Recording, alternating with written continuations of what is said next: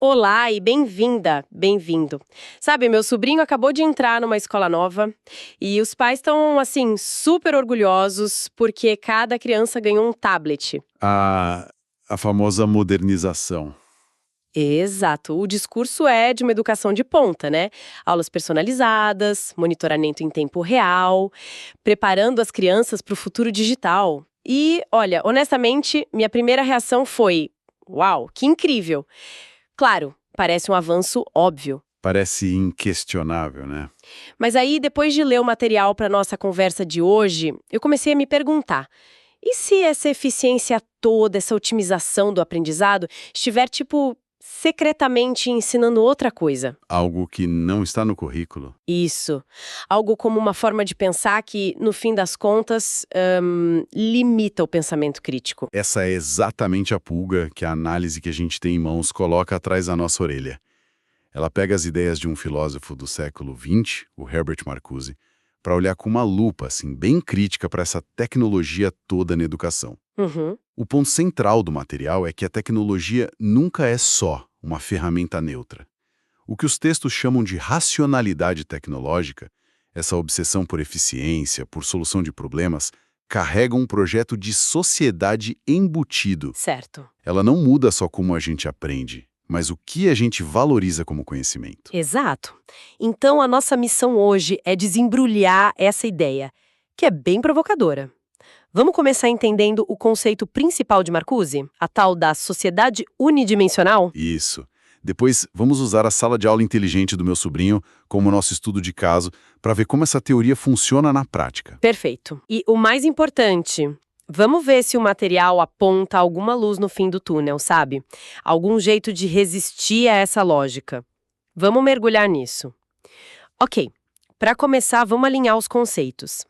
Quando o material fala em racionalidade tecnológica de Marcuse, não estamos falando só de usar computadores e apps, certo? É algo mais profundo. Muito mais profundo. Para Marcuse não é sobre o aparelho, é sobre a lógica por trás dele.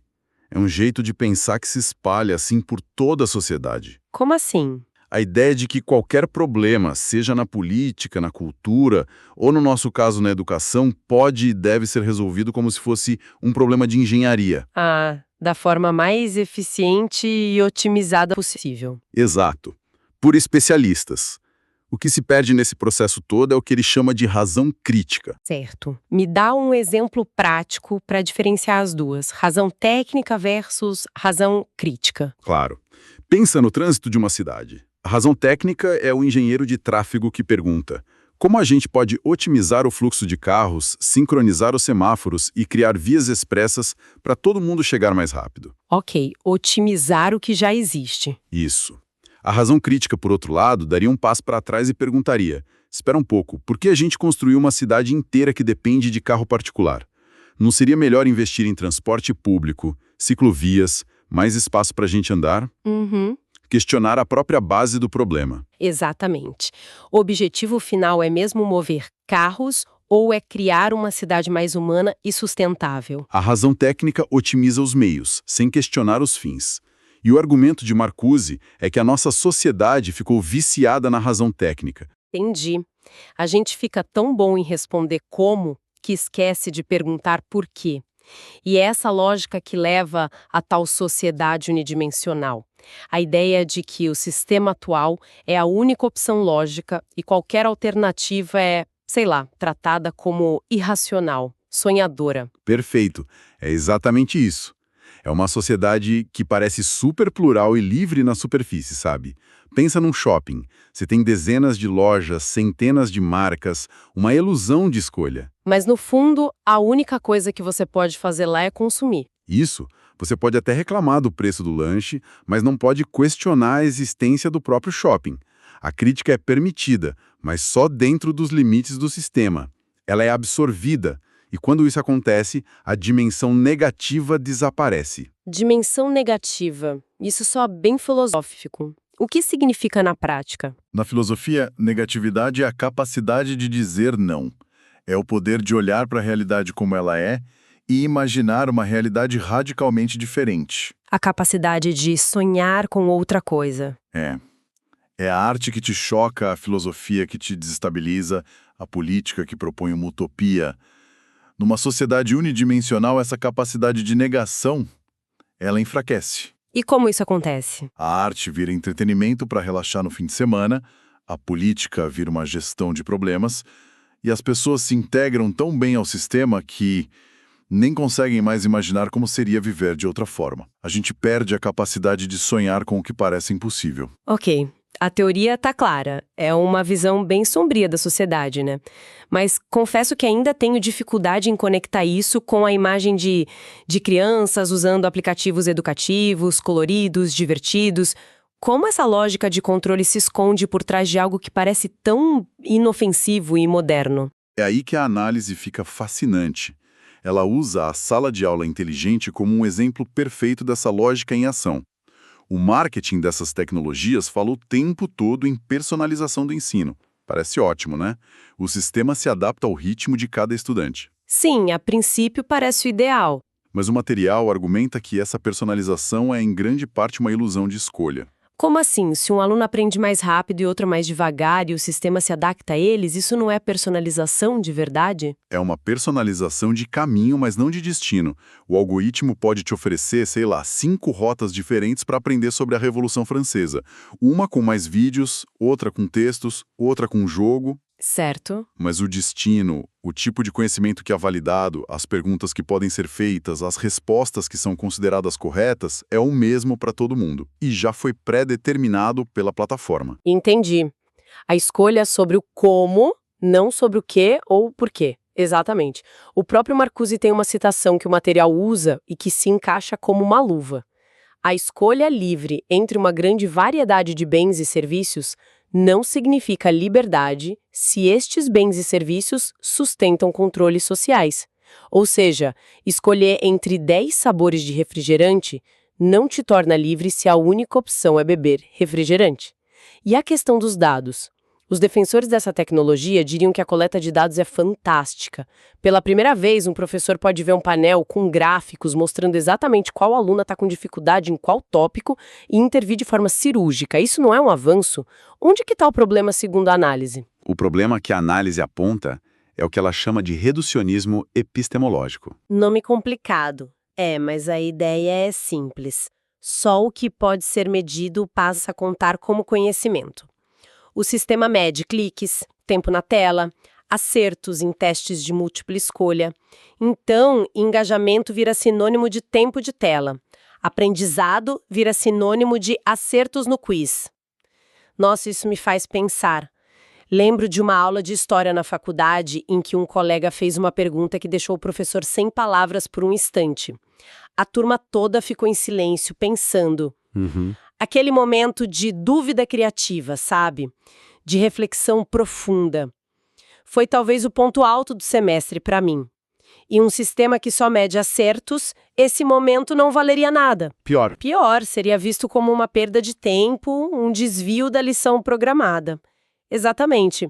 Essa dúvida criativa, essa reflexão que não gera um dado quantificável, ela simplesmente deixa de existir para avaliação do sistema. E isso nos leva a outro conceito que o material explora, o panóptico digital.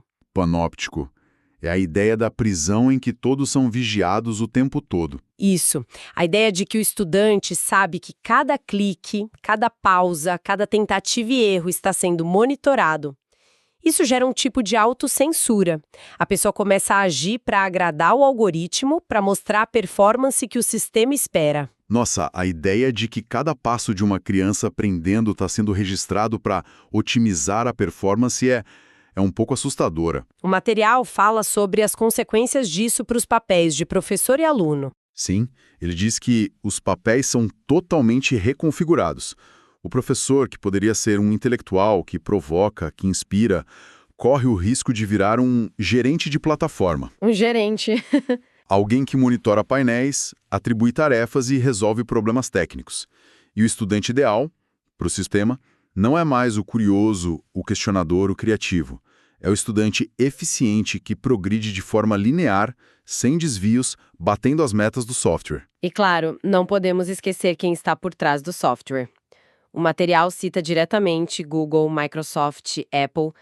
Essas corporações se tornam os arquitetos dos novos ambientes educacionais e a escola fica cada vez mais dependente dos seus ecossistemas, né? Totalmente.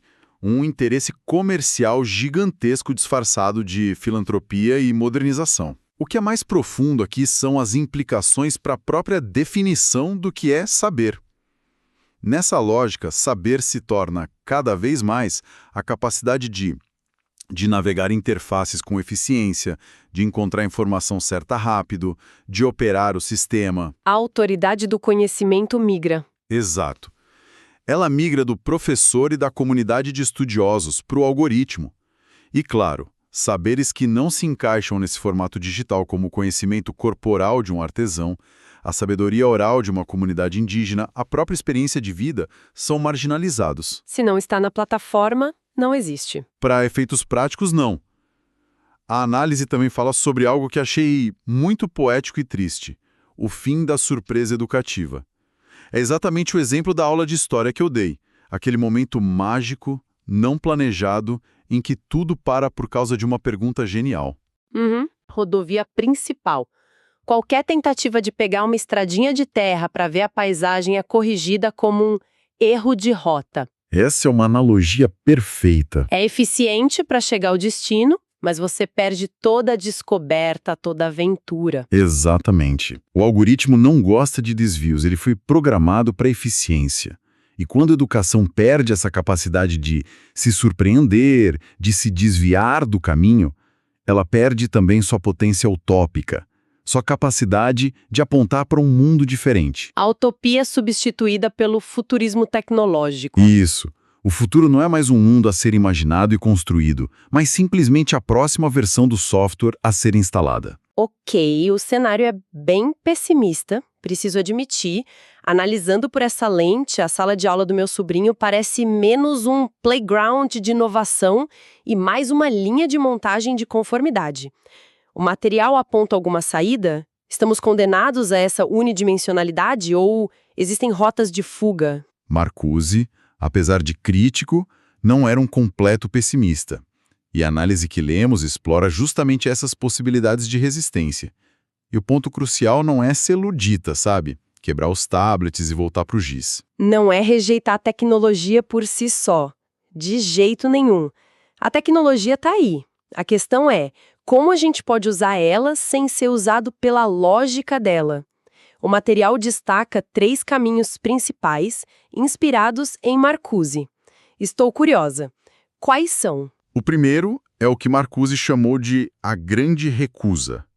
É um não fundamental, dizer não ao utilitarismo, a ideia de que todo conhecimento precisa servir para alguma coisa imediata, para o mercado de trabalho. É recuperar o valor do conhecimento por si mesmo. Isso. É a recuperação do conhecimento pelo prazer de conhecer, a valorização do tempo lento da reflexão, do debate sem um objetivo final claro. E como seria isso na prática? Um professor dizendo, hoje vamos desligar os tablets e apenas conversar? Poderia ser exatamente isso. Ou um professor de matemática que passa uma aula inteira discutindo a história e a beleza de um teorema, em vez de só aplicar a fórmula.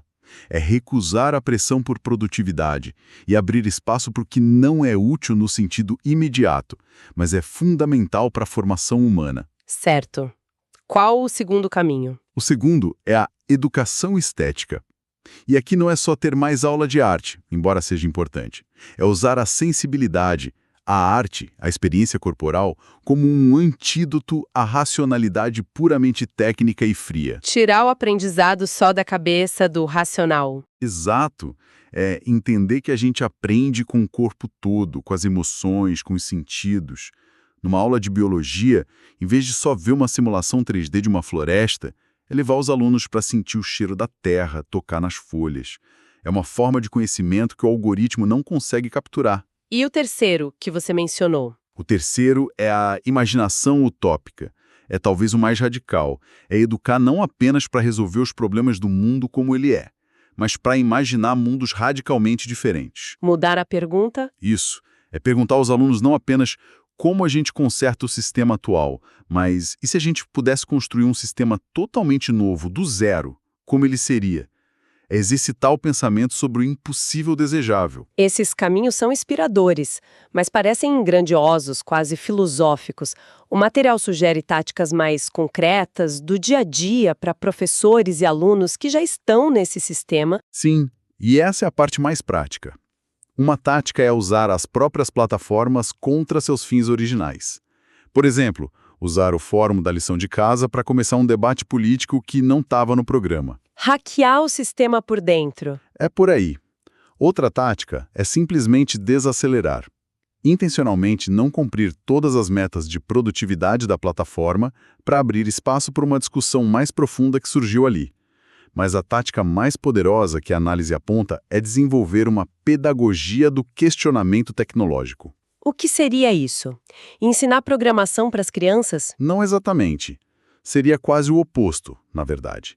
Não é só ensinar a usar a tecnologia, mas ensinar a questioná-la. A entender como ela funciona. E a perguntar: que tipo de dados esse algoritmo coleta sobre mim? Para onde vão esses dados? Quem programou este software e com quais interesses? É desnaturalizar a tecnologia. Mostrá-la não como mágica, mas como um produto humano, com uma história, uma política e interesses por trás. Formar cidadãos digitais críticos e não apenas usuários eficientes. Exatamente. Então, o que essa análise nos mostra, no fim das contas, é que a sala de aula inteligente é muito mais do que um simples upgrade de ferramentas. Olhando pelas lentes de Marcuse, ela pode ser vista como uma reconfiguração profunda do que significa educar. Uma que silenciosamente promove uma ideologia de eficiência, controle e, no limite, conformidade. Exato.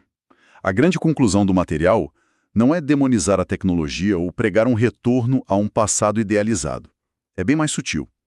Um pensador que seguiu os passos de Marcuse, o Andrew Feinberg, é citado dizendo algo como: a tecnologia não é um destino, é um campo de batalha. Um campo de batalha, gostei disso. E essa é a ideia. A sala de aula inteligente não é inerentemente boa ou má. Ela é um espaço de disputa sobre o futuro da educação.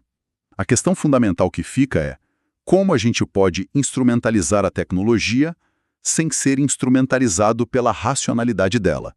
Isso muda tudo. A tarefa da educação crítica hoje, então, segundo essa análise, não seria apenas ensinar a usar as ferramentas que as grandes empresas nos oferecem, mas sim a questionar por que certas ferramentas nos são oferecidas, por quem e a serviço de qual projeto de sociedade. Precisamente. É a diferença entre treinamento e educação. E para encerrar, fica uma reflexão que o próprio material nos deixa. À medida que a tecnologia, projetada para máxima eficiência, se torna a principal mediadora do aprendizado, o que acontece com a dimensão humana, afetiva, imprevisível da educação? Aquele olhar de compreensão do professor, a piada que relaxa a turma, a conversa no corredor. E como a gente pode cultivar o verdadeiro pensamento crítico, aquele que ousa imaginar o radicalmente diferente dentro de sistemas que foram projetados acima de tudo para otimizar e aperfeiçoar o que já existe.